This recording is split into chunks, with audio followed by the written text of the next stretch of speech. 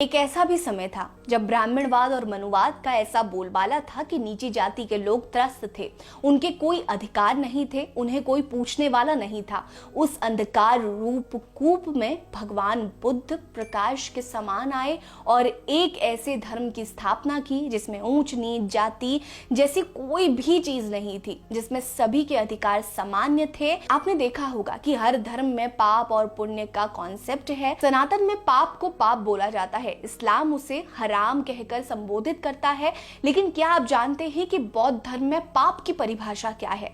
नमस्कार, मैं हूं आपके साथ रीटा और आप देख रहे हैं भीमसेना। आज की वीडियो में मैं आपको बौद्ध धर्म के उस कॉन्सेप्ट के बारे में बताऊंगी जिसमें पापों को लेकर बात की गई है। उन 10 पापों से परिचित करवाऊंगी जिसको बौद्ध धर्म ने अनुच्छेद किया है। ऐसे ही अन्य ऐतिहासिक और प्रामाणिक वीडियो देखने के लिए आप हमारे चैनल को सब्सक्राइब कर लीजिए।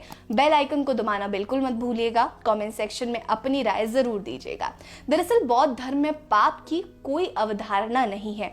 कहा जाता है कि बौद्ध धर्म के लोगों का अच्छा या बुरा काम उन पर स्वचालित प्रभाव डालता है। वो एक ऐसा प्रभाव होता है जो कि ईश्वर की इच्छा से इजाद होता है। इसलिए बौद्ध धर्म के लोगों का मानना होता है कि अच्छे या बुरे कर्मों का प्रभाव उनकी जिंदगी पर पड़ेगा। इससे पाप का कोई लेना देना नहीं है।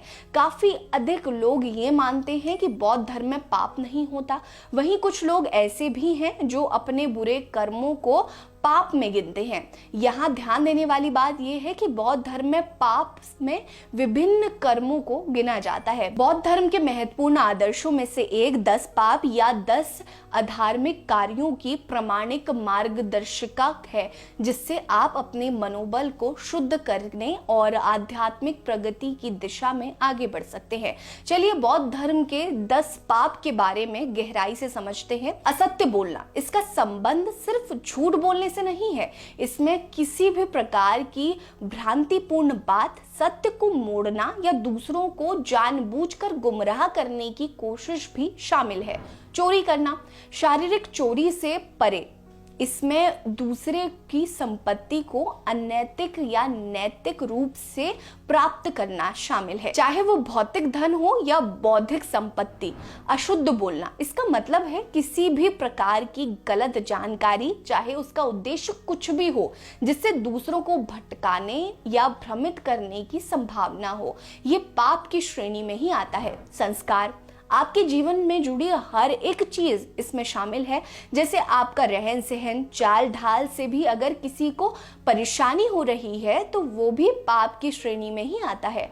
कठोर वाक्य, ये सिर्फ अशुद्ध शब्दों का प्रयोग नहीं है, ये आपत्तिजनक या अवज्ञापूर्ण शब्दों का उपयोग है जो दूसरों को अपमानित करते हैं या उन्हें भावनात्मक रूप से हानि पहुंचाते हैं। परिग्रह, ये सिर्फ सामग्री की लालसा नहीं है, इसमें दूसरों के लाभ की लालसा, या भले ही ये सामग्री हो, धन हो या संपत्ति हो, अधिकतम आवश्यकताओं से परे बढ़ जाने की भावना शामिल है।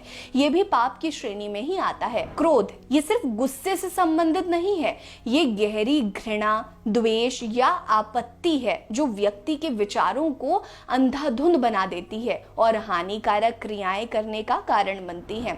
गलत दृष्टिकोण, ये सिर्फ गलत दृष्टिकोण नहीं है, इसमें भ्रांतिपूर्ण धारणाओं को धारण करना शामिल है, जिससे व्यक्ति को वास्तविकता और आत्मा से स्वरूप की पहचान में बाधा होती है। अशांति, इसका अर्थ सिर्फ चिंतित होने से नहीं है, ये अत्यधिक तपस्या या आध्यात्मिक लक्ष्यों की आकांक्षा से उत्पन्न होने वाली बेचैनी है जो व्यक्ति के शरीर और मानसिक स्वास्थ्य को खतरे में डाल सकती है। ये 10 अधार्मिक कार्य बौद्ध धर्म में नैतिक मार्गदर्शन के साधन हैं। आपको हमारी ये वीडियो कैसी लगी हमें जरूर बताइएगा। बने रहिए हमारे साथ। नमस्कार।